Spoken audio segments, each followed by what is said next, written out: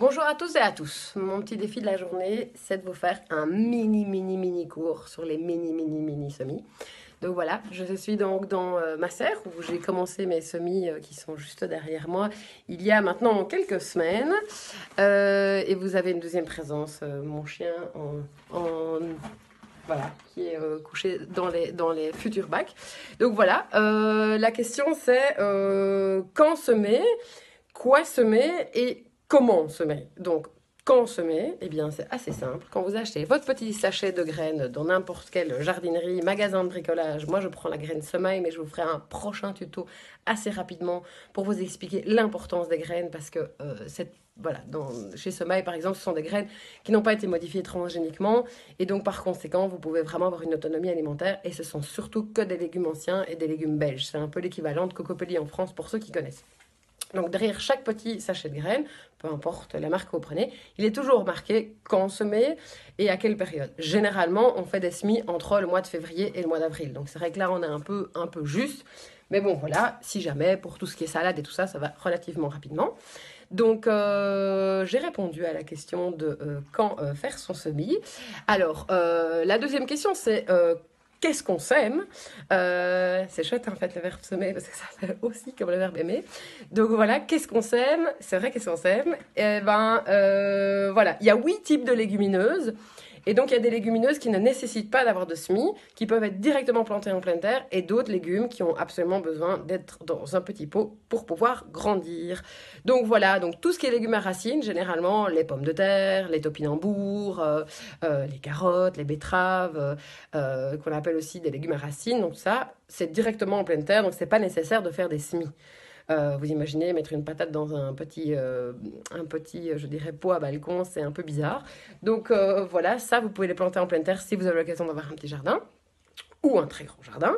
Donc voilà, la question à savoir, comment, je pense que c'est la fameuse question. Donc, je vais positionner celle-là 2 secondes, comme ça, je vais vous montrer.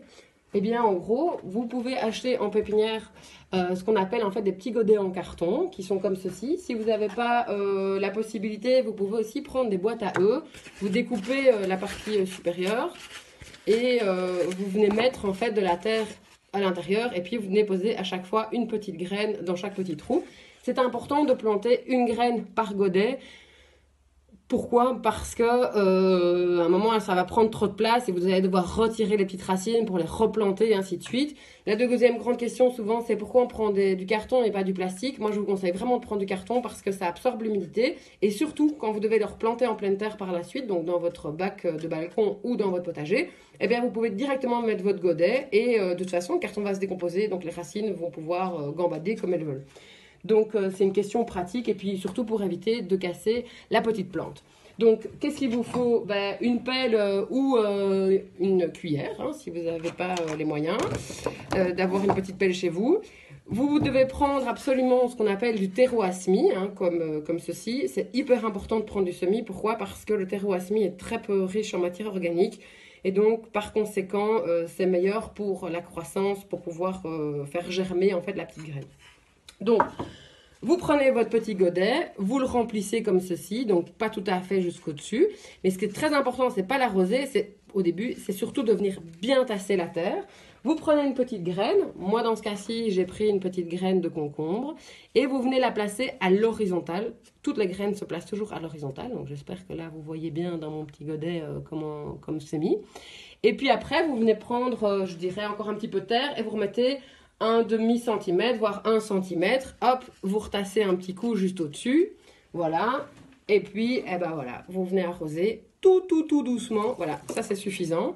Pourquoi? Parce que si vous mettez trop d'eau, la graine, elle va bouger à l'intérieur du pot et parfois, elle va aller se taper dans le fond. Et donc après, pour germer, c'est beaucoup plus compliqué. Voilà, alors une fois que vous avez fait, vous n'êtes pas obligé de vous essuyer sur votre pantalon, ça c'était pas bien. Une fois que vous l'avez fait, et ben du coup vous venez le placer généralement dans un bac. Alors moi j'ai des grands bacs en plastique ici, mais vous pouvez tout à fait prendre un plateau ou enfin bref ce que vous voulez. Et alors ce qui est très important, c'est qu'en fait au début Vous pouvez arroser par au-dessus, c'est pas un problème les premiers jours. Mais par la suite, une fois que les plantes sont arrivées, je dirais, à un début de croissance comme ici, ça c'est des courges et des potimarrons, il est préférable de venir les arroser par en dessous. Donc l'avantage d'avoir des petits godets en carton comme ceci, c'est que du coup ça absorbe vraiment bien l'humidité. Vous voyez, la terre a vraiment beaucoup d'humidité. Tandis que dans le plastique, ben, inévitablement, voilà, ça va boire par en dessous, mais à ce niveau-ci, si jamais le soleil tape, ça va commencer à faire chauffer la terre. C'est pour ça que généralement, on prend des petits godets comme ça en carton. Enfin, vous prenez ce que vous voulez, hein. Si vous voulez prendre des anciens des pots de yaourt, vous pouvez prendre des pots de yaourt, mais n'oubliez pas de faire des petits trous en dessous. Donc ça, c'est important de venir après mettre de l'eau par en dessous et pas par au-dessus. Alors, dans le cas des tomates, par exemple, ici, voilà, vous avez des tomates. Il faut jamais venir arroser la tomate par au-dessus. Préférable de venir l'arroser par en dessous parce que c'est une plante qui n'aime pas l'eau, en fait. Enfin, c'est pas qu'elle n'aime pas l'eau, c'est qu'elle n'est pas très friande de flotte. Donc, du coup, on a une tendance à fort arroser et puis au final, eh ben, ça fait pourrir les plants. Comme ici, là, il n'a pas la pêche, là où celui-là est carrément disparu. Donc voilà. Alors, un autre petit tip super important, c'est que pour que la graine arrive à germination, il faut absolument qu'il y ait 20 degrés. Donc, en fait, pour qu'elle arrive à germination, il faut de la chaleur et de l'humidité. Ça, c'est les 2 points. Donc, vous pouvez les mettre tout à fait dans votre salle de bain ou dans votre salon, dans un endroit où il fait relativement chaud. C'est pas tellement qu'il faut de la lumière au départ, c'est vraiment de la chaleur et de l'humidité. Et surtout...